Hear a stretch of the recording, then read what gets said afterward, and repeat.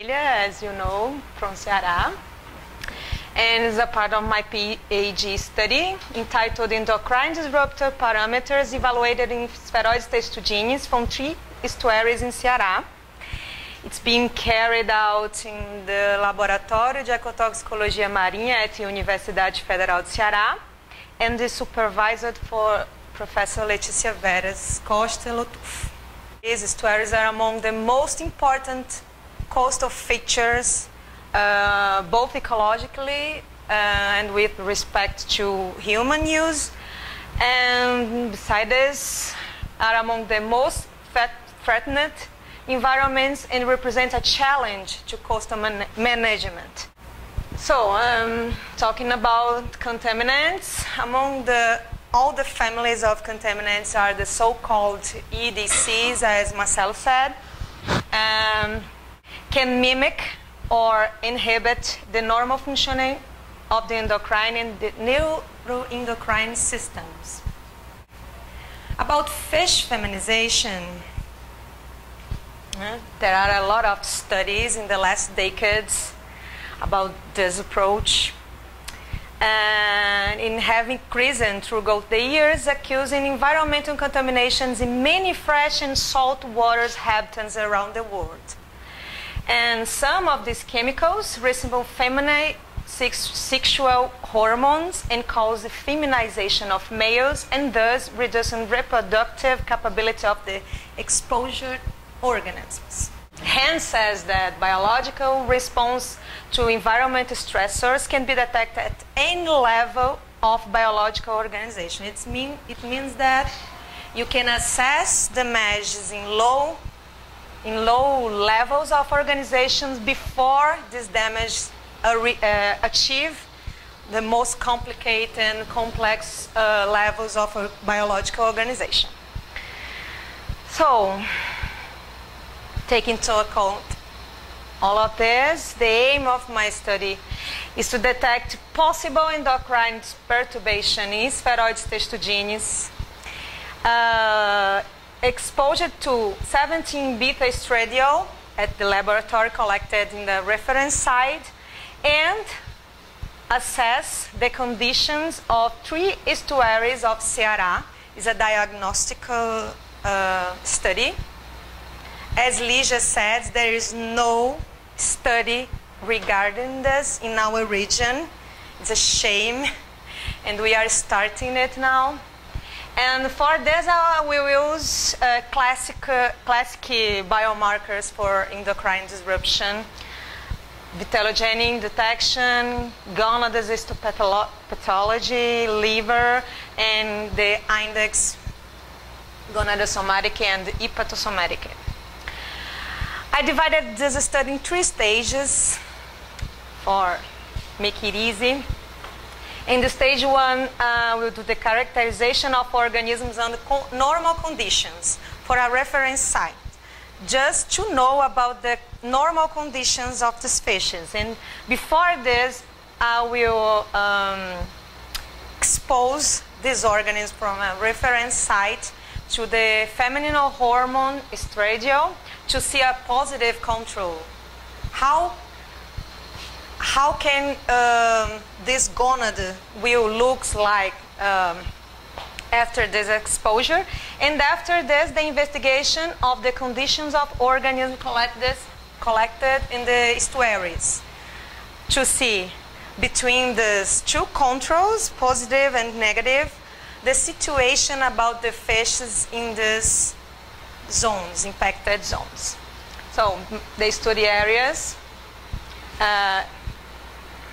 Ceará, at state in northeast of Brazil, my state, and the 3 rivers and estuaries that will be assessed. Ceará River, Cocó River is a funny name, and Pacuti River as a reference size.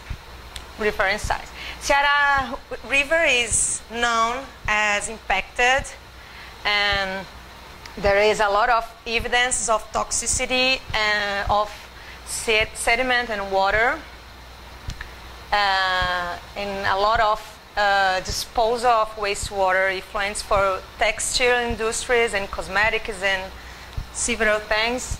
and Coco River is like dying.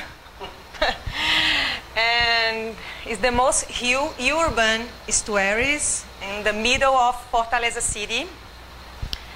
And Pacuti River receives some influence, but even in this way, it's considered as a reference site for other studies, and in mine too.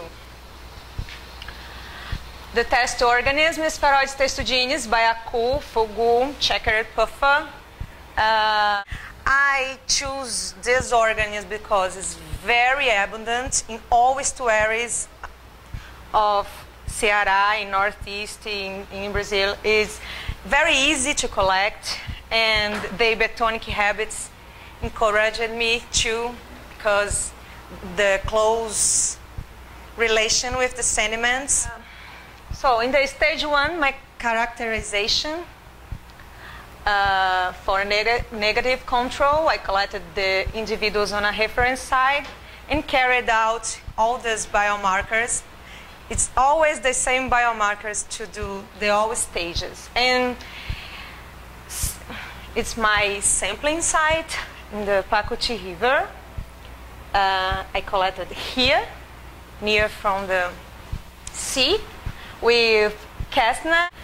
And for biological material sampling, I carried out all these steps with euthanasia and anesthesia, biometry, blood sampling with cardiac puncture, and gonads and liver exercise for histology, and centrifugation of bloody to plasma separation, and stored for VTG analysis.